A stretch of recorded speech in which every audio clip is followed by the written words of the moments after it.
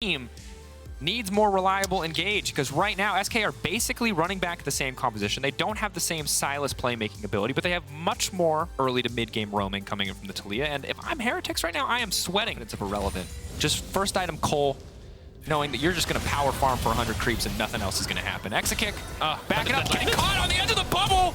Oh, that is brutal. Jack Spectra, easy kill. First blood. Are they going to go for the dive onto Dom? The boot! The Achilles heel! Take your shoes off, Exakick! Oh my god. Oh, it's the big boots. This is why they say. It's the Berserker Greaves. Suffering for fashion. That's what that was. Yeah. We look overall at SK's composition, but Team Heretics this time around building a much more confident early lead, at least on the bottom side of the lane, or bottom side of the map, and we're just going to have to see how they play this mid-game, see if they can hold on to this lead for longer and not let themselves get caught out in a lot of these 5v5s. Is Heavy. All incoming. Danger. This is going to be bad for Irrelevant. Irrelevant needs to make his way away from this one. He's going to try to bounce out, but Evie holding the W. It's beautiful play thus far. He's going to keep going for the dive. Irrelevant going to try to finish the job. One more tower shot finishing off Evie. It will be a 1-for-1 in the end. Well played, though, by Evie. I think he held his apart from the heal. Is it Mersa the target? Don't face check that push. Ooh, now they're just going to try to burn down Mersa. Wave coming in. Mersa's still standing for now. Jankos will flash. He's just going to hold. He's going to stop the kill. He's ticking. Mersa's still burning on the backside, but it does not matter. They're looking for 2 more kills. Jack Spectra retreating to Exakick. Exakick doesn't even have an item completed yet. Jankos knows that they are stronger, so feeling confident to go for this one. The pushback is beautiful for Marcoon to interrupt that one, but still the bubble will connect, finding all the CC they need to take the jungler out. It's Irrelevant on the backside. Nobody can dash out. Nobody can get out of here. Irrelevant. Everyone waiting in the Lamb's Respite. Close to Mega. All eyes on the Gnar, all eyes on the Mega. Evie trying to buy as much space as he can for his team. Now retreating, Unstoppable out, trying to pull them back in, giving his life so the rest of the team can escape as he buys a few more seconds. Nothing here left for him. Exakick will grab the kill in the end. Will they grab the Herald? A little bit of damage in. And I think what Evie's eyes are on right now is Irrelevant. He sees a Mega Gnar pumping up. He's saying to himself, well, I think if I go in here, maybe the Mega Gnar doesn't go on my team. So he sacrificed himself in a way. That's the only angle I can see that Evie looked at. Ends up dying. His team escapes. Not the end of the world. It's a 1-for-1. Top tower is going to go down for Heretics despite losing that Herald. I think no matter what happens there, if you try to retreat into the choke, where your team is going, you're going to die. He has no flash, right? There's no way out for him at that point. So you can ignore the disconnect message. Everything is good. Everything is Gucci. Look for 2 towers here. Depends on the information they have, but they're all up here. May as well keep going. No. 4 to 5, actually 5 out of 5. Mid to bottom side for Team Heretics. They're going to grab the 3rd Drake and themselves 1 step closer to Hextech Soul. 3 out of 4, only 17 minutes in is big, but immediate gold advantage that they have is going to be mitigated somewhat by SK, pushing in a lot of these waves. Ruby will be there to catch that top side, and Jankos going to grab the dragon. 4 stacks for the king. They have the damage. They're going to go for it.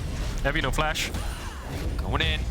Looking for the lockup. Unstoppable back to safety. Immediately going to ult just to generate as much distance as possible from the rest of the team. Beautiful footwork coming in from Evie. Irrelevant again. Caught out under a tier 2 tower, just like in game 1. This time Jankos going to grab the kill. Oh, Evie. And the rest of the fight still going. DOS running, but there's so much damage coming in from this Azir. SK struggling on these dives across both games, but Exakick now could be the one in trouble. Holding on to his for now, ulting immediately, trying to get the fight kicked off, trying to get it out, burning, ticking. Ignite will burn him down. Jack Spectra finding the kill, but the rest of SK now looking for team. Certus, SK actually want to wait, but they also need to force because of the Mega Gnar.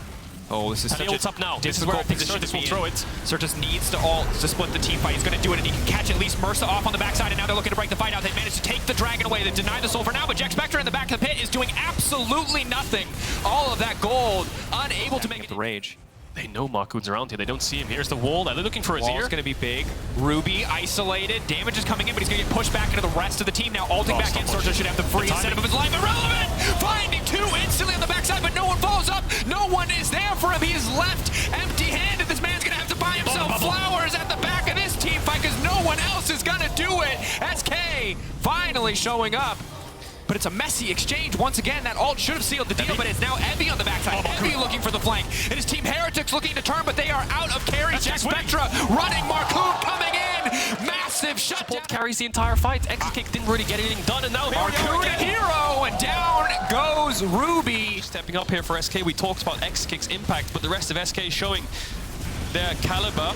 Can Jankos steal it? He could jump in, but he doesn't have the ultimate. Irrelevant waiting. He's just going to go for the wall. He's just going to stun him. He's just going to deny it. 2K getting lower. They're going to burn through the Baron as quickly as they can. And again, SK take a Baron. So many. Steal it. 4K getting lower. Jankos has no vision in the pit. He should just be there. Drake. Yeah.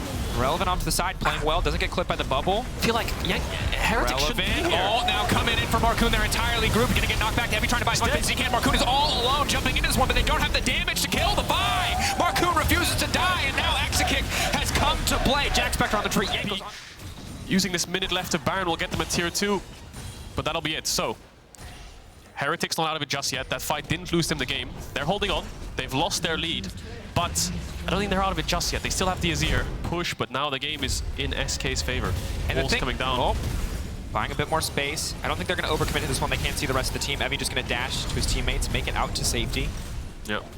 All of SK are here. Baron buffs off in 5. That was the last wave to play for that bot tier 2. I mean, they can try and stay a little bit longer, but they need to push them out somehow. Maybe with a Taliyah combo. Looks like Heretics are just dropping it. Yeah, no point defending that. The compositions are difficult to play without CC, but when there's a random wall that can appear at any moment, that's a massive threat. Jankos going to get knocked back, knocked up one more time. It's an absolute bounce house for the Kindred.